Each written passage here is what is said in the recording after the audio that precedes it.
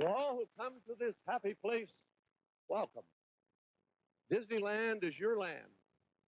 Here age relives fond memories of the past, and here youth may savor the challenge and promise of the future. Disneyland is dedicated to the ideals, the dreams, and the hard facts that have created America, with the hope that it will be a source of joy and inspiration to all the world. Thank you.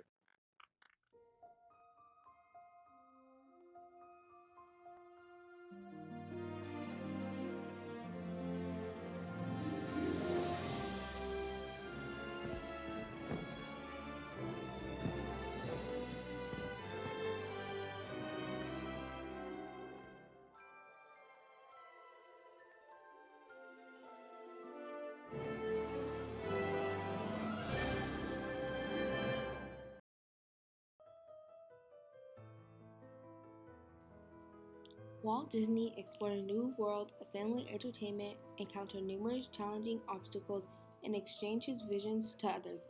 His creativity ushered in a unique and extraordinary world of imagination that secured his legacy of creating the most incredible amusement parks and becoming one of the finest film directors and authors of his generation.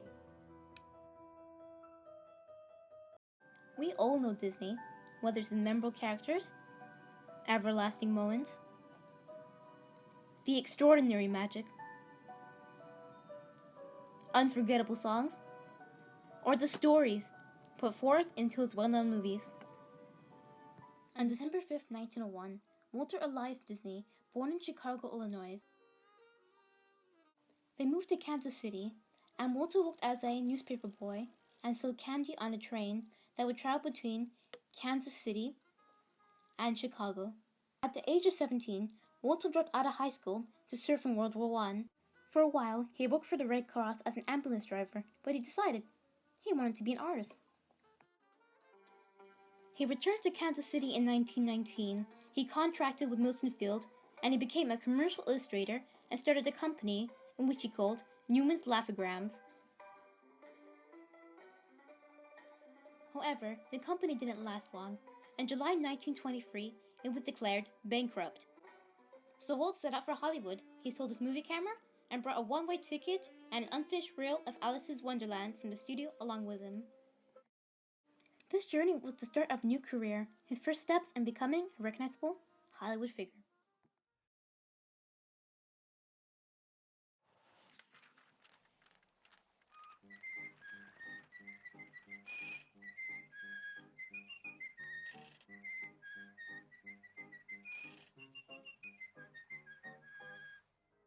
In 1927, while Walt explored the limits of technology, he was authorized to start the Oswald the Lucky Rabbit series. Walt was forced to face the high costs for this distribution of Oswald. Because of the high costs, Walt ended the contract, and as a result, Oswald and Walt's best animator of iWorks went into the possession of Mid's Distribution. In November of 1928, Steamboat Willie was opened to the public and got rave reviews from critics. Film companies confronted Walt in hopes of gaining rights to Mickey Mouse. However, Walt learned from his experience with Oswald. Today we're going to interview Sam Getaway for our Walt Disney Report. He's going to talk about the success Walt Disney had. I am an urban planner. Currently, I've written 3 books: Walt Disney and the Promise of Progress City, The Disneyland Story, the unofficial guide to the evolution of Walt Disney's dream, and Universal versus Disney, the unofficial guide to America's greatest theme park rivalry. He got really interested in the whole craft of animation. When he felt that he mastered that, he would then start getting interested in something else. He showed that a lot in his life, because he moved along not only from animation and live films and educational films and Disneyland. He was wanting to build a ski resort and a college and an entire city. So the guy had a variety of interests, and that's something to be admired. On July 17, 1955, Disneyland opened as a way of Walt to exchange his new ideas of family entertainment. However, Walt faced another issue. He found out that the tickets to the grand opening were counterfeit. This resulted in 30,000 people entering the park uninvited, but also allowed him to exchange his ideas with more people. The park was not prepared for such a large crowd, so rides broke down and the park stands ran out of food. In December of 1937, by exploring the limits of technology, Walt was able to exchange his movie to the public when it was released in Los Angeles. Snow White and the Seven Dwarfs earned $8 million and won an Academy Award. After 6 months, Walt was able to pay off all bank loans. Walt exchanged his ideas in other parts of the U.S. His next project was going to be located in Florida, where more people could go and explore his works. Walt gave a press conference in October of 1966 to discuss his future plans for Epcot. Epcot stood for the Experimental Prototype Community of Tomorrow. Some of the things that really drove him, though, was this great need to always be doing something, and something that was productive. His good friend Ray Bradbury, the science fiction author, once was asked if Walt Disney was an optimist, because you'd think of that with Tomorrowland and all that sort of stuff. And Ray Bradbury says, no, he's an optimal behaviorist. And I think this really captures the guy. And what an optimal behaviorist does is you do whatever it is that you're doing, whether it's creating Disneyland or an animated film or digging a ditch. And whatever it is that you're doing it, you do it with all the love and passion that you have. And at the end of the day, at the end of the week, at the end of the year, at the end of your life, you figure out you've actually done some amazing things. And he constantly had to keep feeding himself with new projects because he didn't like to sit idle. So that's my understanding of the man.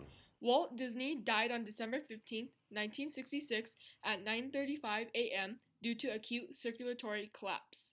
I think we love Disney because Disney makes us feel good about ourselves, good about our lives, good about the world. When you go to see a Disney movie, there's inevitably going to be a happy ending, and so you walk out of the theater feeling all warm and fuzzy inside. When you go to a Disney park, you kind of let all your troubles go. You walk into the park and the biggest stress that you have for the day might be, how long am I going to have to wait in line to get onto my favorite ride?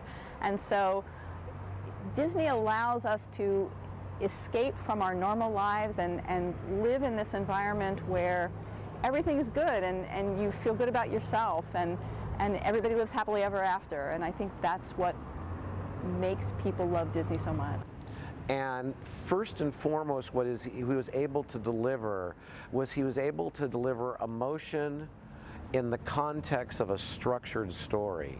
And it's almost impossible to watch one of the classic Disney films without laughing at some points and getting all teared up. I also think he was challenged whenever anybody would say to him, no, I don't think that's a good idea, or I don't think it's possible to do that. That drove him even further to try and do what he set out to do.